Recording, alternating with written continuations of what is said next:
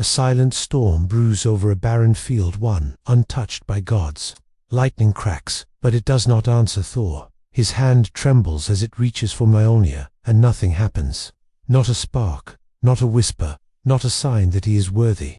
And in that single moment, as the hammer refuses him, the universe shifts, because a power older than Odin, older than Asgard itself, senses the void left behind. If Thor is no longer the god of thunder, someone else will be, someone far more dangerous. The halls of Asgard had never been this silent, not during war, not during coronations, not even during Odin's deepest Odin sleep. But now, the Golden Kingdom held its breath as Thor, son of Odin, stood before the ancient pedestal that held Mjolnir. Warriors, nobles, and gods waited behind him, eyes locked on the prince who had been destined since childhood to wield the mighty hammer.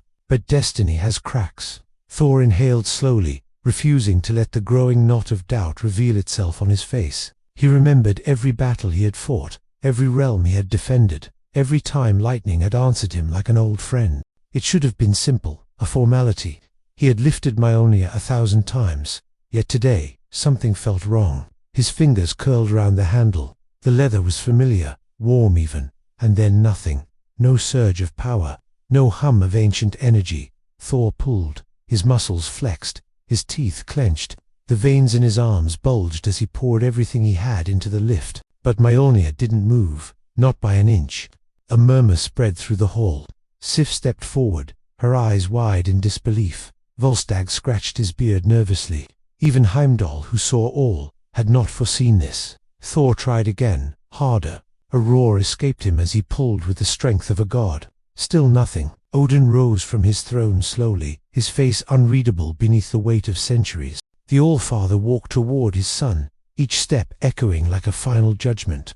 Thor stepped back, breathing heavily, sweat forming along his brow. His heart pounded not from exertion, but from fear. Odin, Thor whispered, there must be something wrong.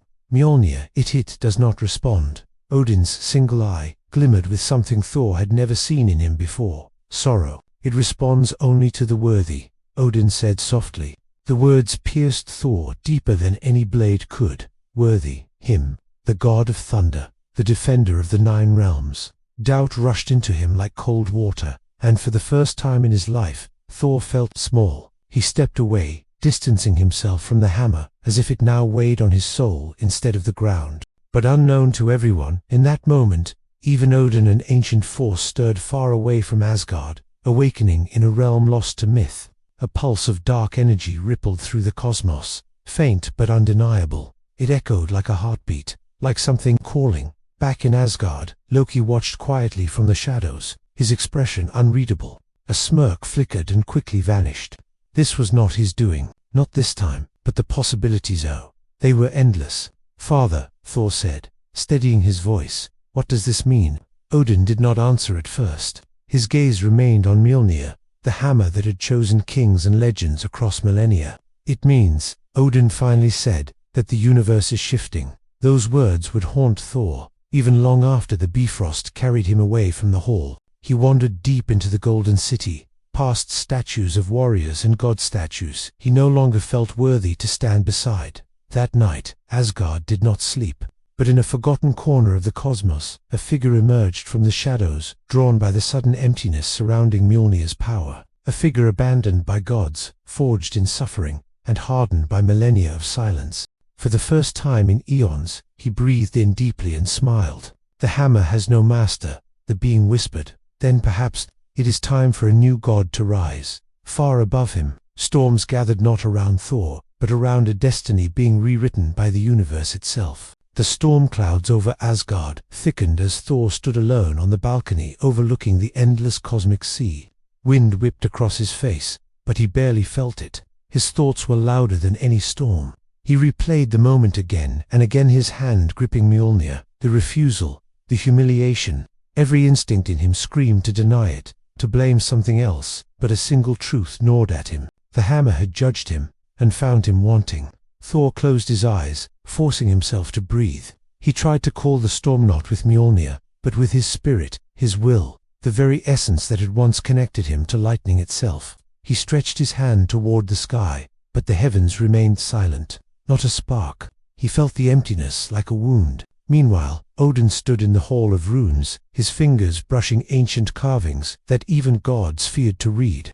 Prophecies older than the 9 realms. Warnings etched in forgotten languages. His face twisted with worry. He knew Thor's failure was not just a personal fall, it was a cosmic shift, the kind that rippled across realities. Heimdall entered quietly. "Allfather, something is stirring beyond our borders." Odin turned sharply. "Where?" "In a realm that has been dead for thousands of years," Heimdall said. "But something has awakened there. Something powerful." Odin's grip tightened. He felt it too, a pull. A disturbance older than Asgard. "Prepared the defenses," Odin commanded. "And watch Thor closely. His path is no longer certain." Heimdall hesitated. "Do you believe he has lost his worth?" Odin closed his eye slowly. "Worthiness can fade, but it can also return. The question is whether Thor will bend or break." Far across the cosmos, the ancient figure continued his slow march through a desolate wasteland. Every step echoed like a drumbeat. He had no name left, no titles, no allegiance, only hunger, only destiny, only the call of a power that had been denied him long ago. A faint glow on the horizon drew his gaze, a portal shimmering, unstable, but open. "Asgard," he murmured. At last, back in the Golden City, Loki approached Thor cautiously. For once, his voice held no mockery. "You look troubled, brother." Thor let out a bitter laugh. "Is it not obvious?" Loki stepped beside him, leaning on the railing. "You know, even I have never seen father look so unsettled. Something is coming, Thor. Something that does not care for our thrones, our bloodlines, or our pride." Thor didn't answer. Loki glanced at him, his tone softening. "Tell me the truth. When you touched the hammer, what did you feel?" Thor stared into the storm. "Nothing," he whispered. "I felt nothing." Loki's expression darkened. For all his cunning, all his tricks, he had never seen Thor so hollow. "Then you must find a way to be worthy again," Loki said quietly, "before someone else claims what you lost." But neither of them knew someone already had that very intention. A tremor shook the city. The palace lights flickered. Distant thunder rolled not from the sky above Asgard, but from somewhere beyond it. Heimdall's voice echoed across the realm as he raised his sword. "A foreign presence approaches the Bifrost. A being of great power seeks entry." Odin stepped forward, staff in hand, ready for whatever came. But when the Bifrost exploded with raw energy and the figure stepped through, even Odin's heart faltered. He was tall, taller than any Asgardian, and wrapped in armor forged from the bones of a forgotten realm. His eyes glowed with a cold, burning hunger. And in his hand, though Odin could not at first believe it, he carried a shard of something familiar, a fragment of an ancient god's power. The being bowed his head slightly, though his smile remained sharp. "I have come," he said, "to claim the thunder that your son has abandoned." Odin raised Gungnir. "Name yourself." The figure stepped forward, lightning crackling faintly around him, lightning that did not belong to Thor. "I am Varuan," he said, "the god who was denied." Thor, hearing the commotion, rushed into the hall just as the newcomer raised his hand. And for the first time in Thor's life, lightning struck the ground before him, lightning that did not answer him at all. It answered someone else, and the universe itself seemed to tremble in recognition. Thor froze as the lightning died at Varuan's feet.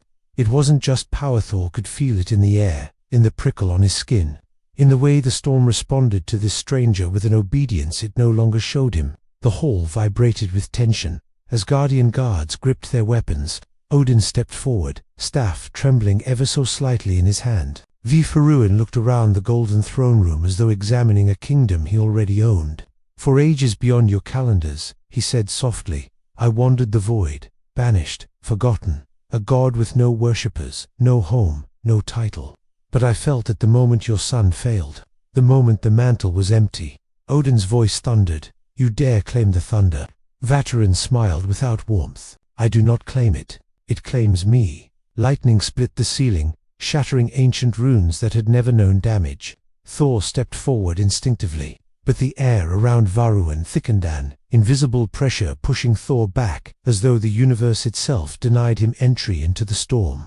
The humiliation burned. Rage flared in his chest. "You will not touch my realm," Thor growled, fists trembling. "You will not take what is mine." "What was yours?" Varuan corrected. He raised his hand again, and storm clouds roared across the sky above Asgard. "The thunder has moved on," son of Odin, just as all children must. Eventually, Thor lunged. Even stripped of lightning, he was still a warrior, a god of strength and battle, but Varun moved with a speed that didn't seem natural. He flicked his wrist, and a wave of force slammed into Thor, hurling him across the hall. He hit the wall with enough impact to crack the golden stone.